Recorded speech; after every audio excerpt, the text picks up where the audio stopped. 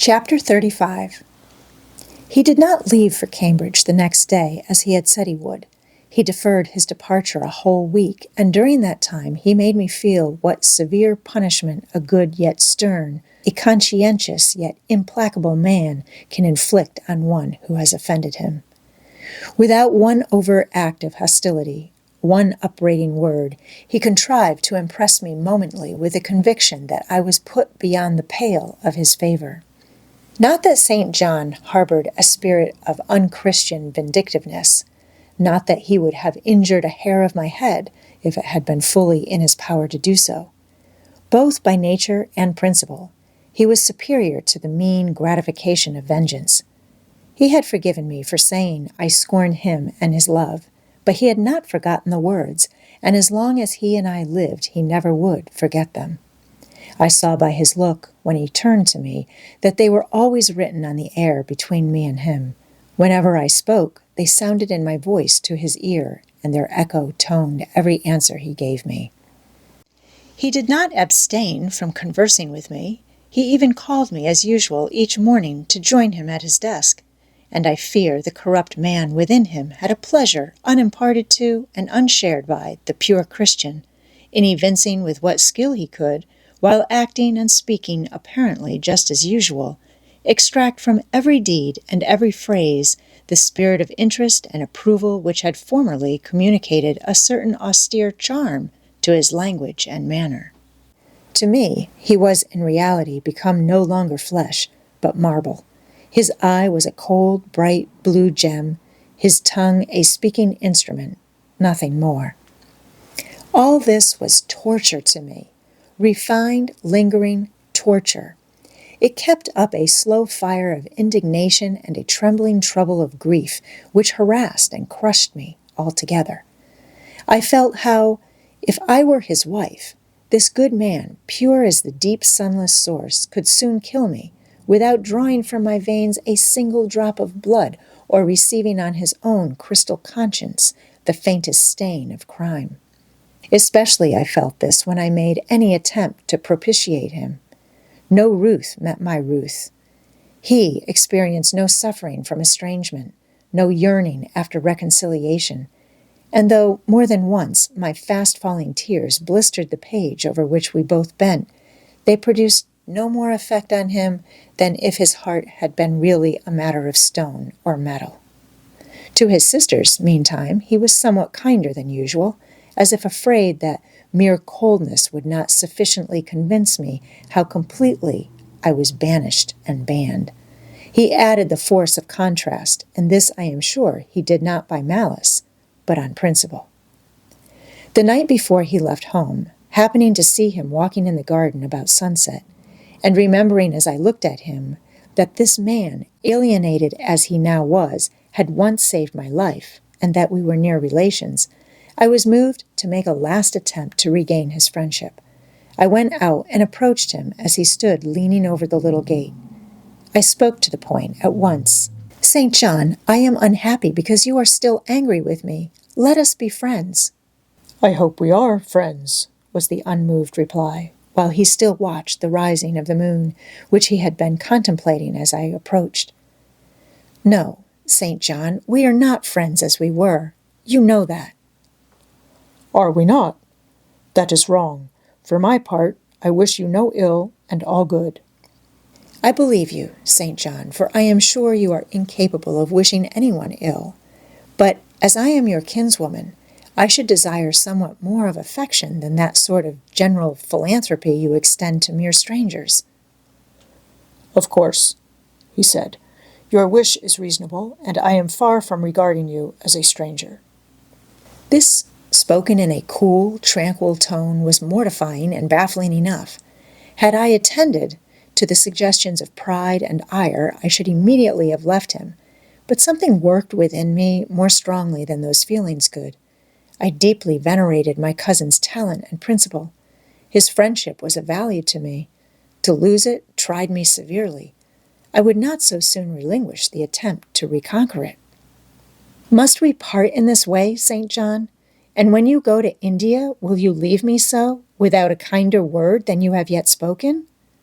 He now turned quite from the moon and faced me. "When I go to India, Jane, will I leave you? What? Do you not go to India?" "You said I could not unless I married you." "And you will not marry me? You adhere to that resolution?"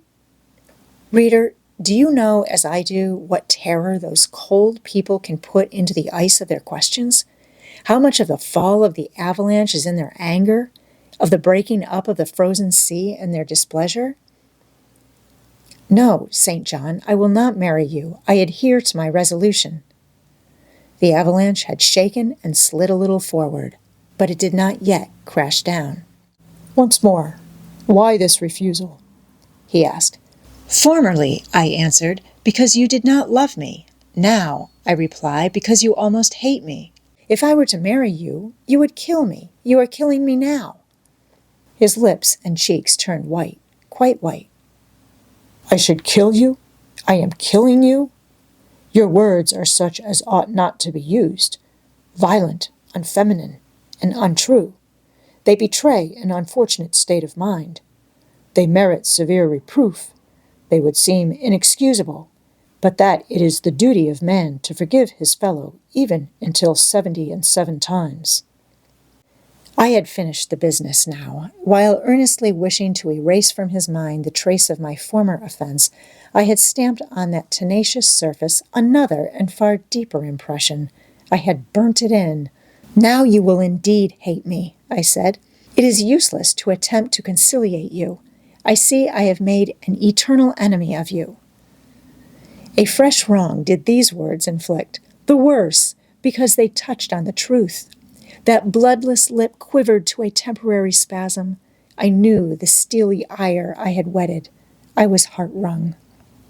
"You utterly misinterpret my words," I said, at once seizing his hand.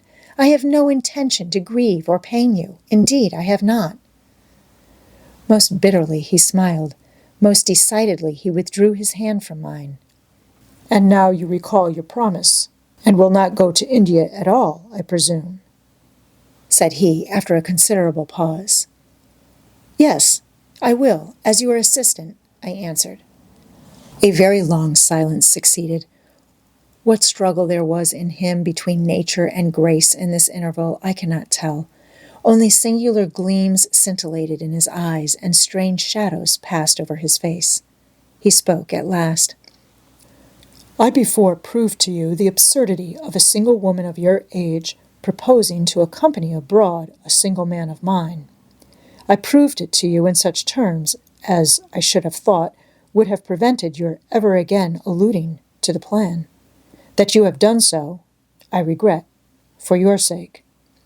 I interrupted him. Anything like a tangible reproach gave me courage at once.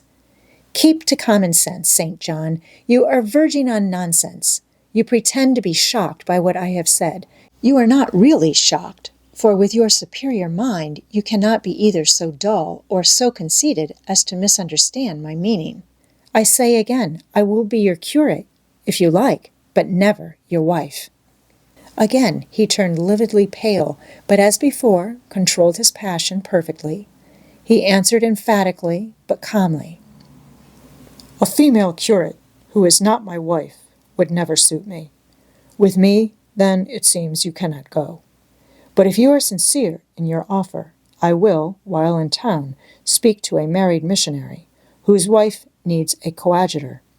Your own future will make you independent of the Society's aid, and thus you may still be spared the dishonor of breaking your promise and deserting the band you engaged to join."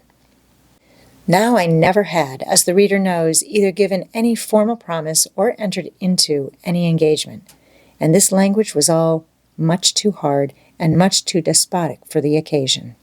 I replied, "There is no dishonor, no breach of promise, no desertion in the case. I am not under the slightest obligation to go to India, especially with strangers. With you I would have ventured much, because I admire, confide in, and as a sister I love you. But I am convinced that, go when and with whom I would, I should not live long in that climate." "Ah, you are afraid of yourself," he said, curling his lip. "I am. God did not give me my life to throw away, and to do as you wish me would, I begin to think, be almost equivalent to committing suicide. Moreover, before I definitively resolve on quitting England, I will know for certain whether I cannot be of greater use by remaining in it than by leaving it. What do you mean? It would be fruitless to attempt to explain, but there is a point on which I have long endured painful doubt, and I can go nowhere till by some means that doubt is removed. I know where your heart turns and to what it clings. The interest you cherish is lawless and unconsecrated. Long since you ought to have crushed it. Now you should blush to allude to it. You think of Mr. Rochester.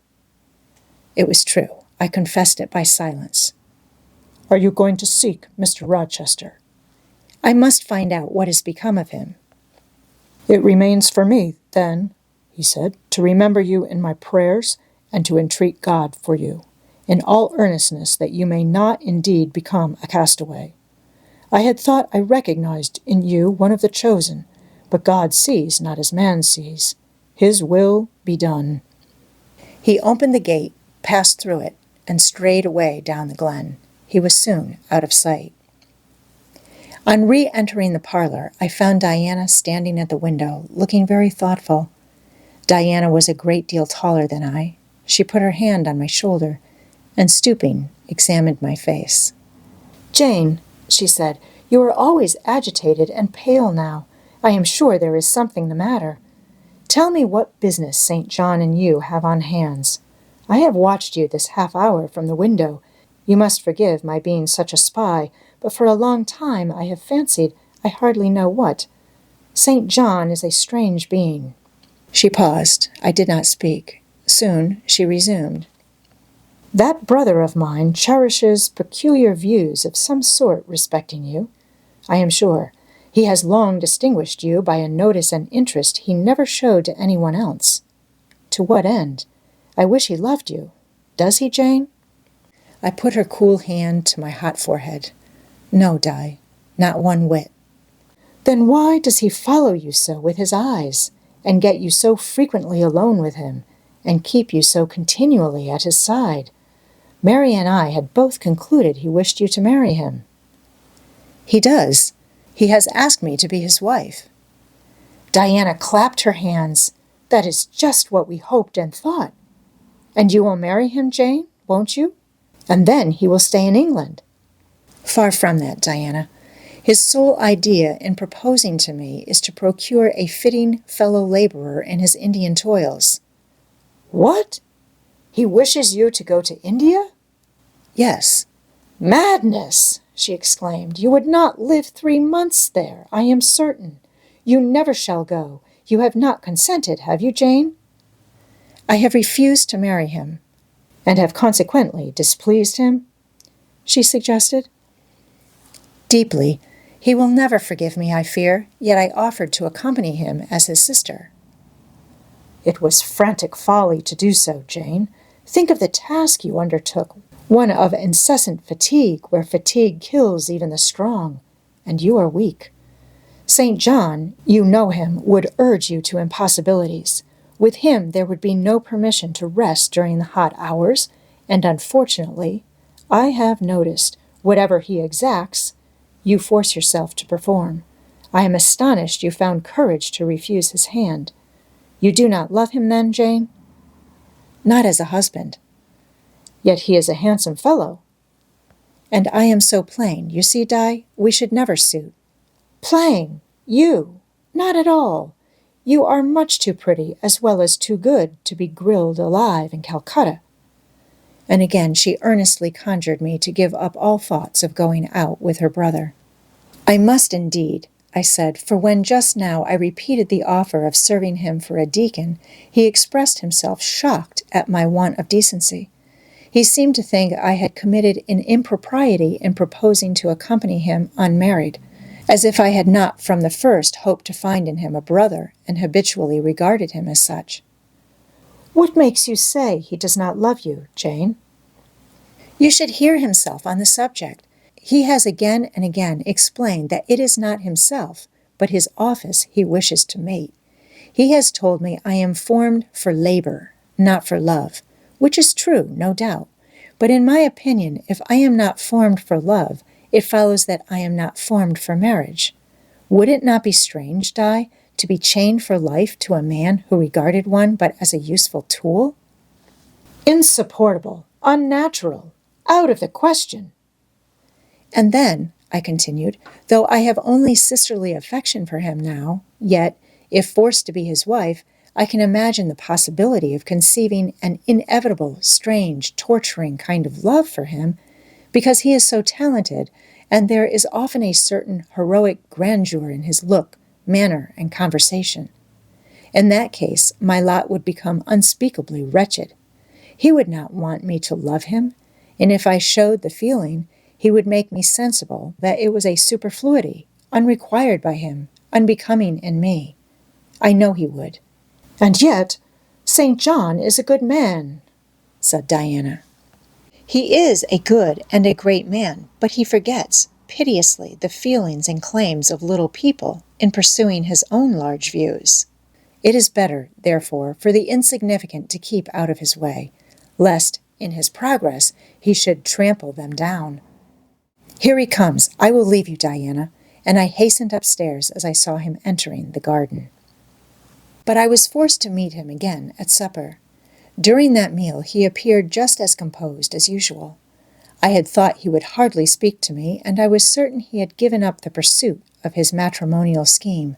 The sequel showed I was mistaken on both points. He addressed me precisely in his ordinary manner, or what had of late been his ordinary manner, one scrupulously polite. No doubt he had invoked the help of the Holy Spirit to subdue the anger I had roused in him, and now believed he had forgiven me once more. For the evening reading before prayers, he selected the 21st chapter of Revelation. It was at all times pleasant to listen while from his lips fell the words of the Bible. Never did his fine voice sound at once so sweet and full. Never did his manner become so impressive in its noble simplicity as when he delivered the oracles of God. And tonight, that voice took a more solemn tone, that manner a more thrilling meaning, as he sat in the midst of his household circle, the May moon shining in through the uncurtained window and rendering almost unnecessary the light of the candle on the table. As he sat there, bending over the great old Bible, and described from its page the vision of the new heaven and the new earth, told how God would come to dwell with men, how he would wipe away all tears from their eyes, and promised that there should be no more death, neither sorrow nor crying, nor any more pain, because the former things were passed away. The succeeding words thrilled me strangely as he spoke them, especially as I felt, by the slight, indescribable alteration in sound, that in uttering them his eye had turned on me. He that overcometh shall inherit all things, and I will be his God, and he shall be my son. But, was slowly, distinctly read, the fearful, the unbelieving, etc., shall have their part in the lake, which burneth with fire and brimstone, which is the second death. Henceforward I knew what fate St. John feared for me. A calm, subdued triumph, blent with a longing earnestness, marked his enunciation of the last glorious verses of that chapter. The reader believed his name was already written in the Lamb's book of life, and he yearned after the hour which should admit him to the city to which the kings of the earth bring their glory and honor, which has no need of sun or moon to shine in it, because the glory of God lightens it, and the Lamb is the light thereof. In the prayer following the chapter, all his energy gathered, all his stern zeal woke. He was in deep earnest, wrestling with God, and resolved on a conquest. He supplicated strength for the weak-hearted, guidance for wanderers from the fold, a return even at the 11th hour for those whom the temptations of the world and the flesh were luring from the narrow path. He asked, he urged, he claimed the boon of a brand snatched from the burning. Earnestness is ever deeply solemn. First, as I listened to that prayer, I wondered at his.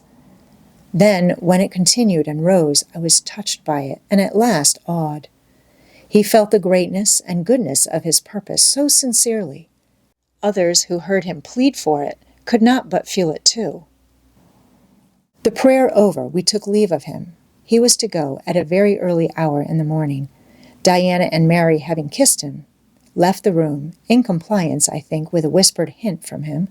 I tendered my hand and wished him a pleasant journey. Thank you, Jane. As I said, I shall return from Cambridge in a fortnight. That space, then, is yet left you for reflection. If I listened to human pride, I should say no more to you of marriage with me. But I listen to my duty and keep steadily in view my first aim, to do all things to the glory of God. My master was long-suffering, so will I be. I cannot give you up to perdition as a vessel of wrath. Repent, resolve, while there is yet time. Remember, we are bid to work while it is day, warned that the night cometh when no man shall work. Remember the fate of Dives, who had his good things in this life. God give you strength to choose that better part which shall not be taken from you. He laid his hand on my head as he uttered the last words. He had spoken earnestly, mildly. His look was not, indeed, that of a lover beholding his mistress, but it was that of a pastor recalling his wandering sheep, or better, of a guardian angel watching the soul for which he is responsible. All men of talent, whether they be men of feeling or not, whether they be zealots or aspirants or despots, provided only they be sincere, have their sublime moments when they subdue and rule. I felt veneration for St. John, veneration so strong that its impetus thrust me at once to the point I had so long shunned. I was tempted to cease struggling with him, to rush down the torrent of his will into the gulf of his existence, and there lose my own. I was almost as hard beset by him now as I had been once before, in a different way, by another. I was a fool both times. To have yielded then would have been an error of principle. To have yielded now would have been an error of judgment. So I think at this hour, when I look back to the crisis through the quiet medium of time, I was unconscious of folly at the instant. I stood motionless under my hierophant's touch. My refusals were forgotten, my fears overcome, my wrestlings paralyzed. The impossible, i.e., my marriage with St. John, was fast becoming the possible. All was changing utterly with a sudden sweep. Religion called, angels beckoned, God commanded. Life rolled together like a scroll. Death's gates opening showed eternity beyond. It seemed that for safety and bliss there, all here might be sacrificed in a second.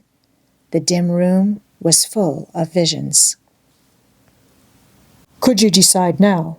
Asked the missionary. The inquiry was put in gentle tones. He drew me to him as gently. Oh, that gentleness!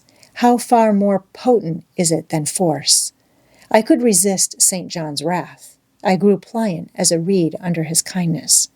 Yet I knew all the time if I yielded now, I should not the less be made to repent, some day, of my former rebellion. His nature was not changed by 1 hour of solemn prayer. It was only elevated. I could decide if I were but certain, I answered. Were I but convinced that it is God's will I should marry you, I could vow to marry you here and now, come afterwards what would. My prayers are heard, ejaculated St. John. He pressed his hand firmer on my head as if he claimed me. He surrounded me with his arm, almost as if he loved me. I say almost. I knew the difference, for I had felt what it was to be loved. But like him, I had now put love out of the question and thought only of duty. I contended with my inward dimness of vision, before which clouds yet rolled. I sincerely, deeply, fervently longed to do what was right, and only that. Show me the path, I entreated of heaven. I was excited more than I had ever been, and whether what followed was the effect of excitement, the reader shall judge. All the house was still, for I believe all, except St. John and myself, were now retired to rest. The one candle was dying out. The room was full of moonlight. My heart beat fast and thick. I heard its throb. Suddenly it stood still to an inexpressible feeling that thrilled it through and passed at once to my head and extremities. The feeling was not like an electric shock, but it was quite as sharp, as strange, as startling. It acted on my senses as if their utmost activity hitherto had been but torpor, from which they were now summoned and forced to wake. They rose expectant. Eye and ear waited while the flesh quivered on my bones. "What have you heard? What do you see?" asked St. John. I saw nothing, but I heard a voice somewhere cry, "Jane! Jane! Jane!" Nothing more. "Oh, God! What is it?" I gasped. I might have said, "Where is it?" For it did not seem in the room, nor in the house, nor in the garden. It did not come out of the air, nor from under the earth, nor from overhead. I had heard it. Where or whence, forever impossible to know. And it was the voice of a human being, a known, loved, well-remembered voice, that of Edward Fairfax Rochester, and it spoke in pain and woe, wildly, eerily, urgently. "I am coming!" I cried. "Wait for me! Oh, I will come!" I flew to the door and looked into the passage. It was dark. I ran out into the garden. It was void. "Where are you?" I exclaimed. The hills beyond Marsh Glen sent the answer faintly back. "Where are you?" I listened. The wind sighed low in the firs. All was moorland, loneliness, and midnight hush. "Down, superstition!" I commented, as that spectre rose up black by the black yew at the gate. "This is not thy deception, nor thy witchcraft. It is the work of nature. She was roused, and did, no miracle, but her best." I broke from St. John, who had followed and would have detained me. It was my time to assume ascendancy. My powers were in play and in force. I told him to forbear question or remark. I desired him to leave me. I must and would be alone. He obeyed at once. Where there is energy to command well enough, obedience never fails. I mounted to my chamber, locked myself in, fell on my knees, and prayed in my way. A different way to St. John's, but effective in its own fashion. I seemed to penetrate very near a mighty spirit, and my soul rushed out in gratitude at his feet. I rose from the thanksgiving, took a resolve, and lay down, unscared, enlightened, eager but for the daylight.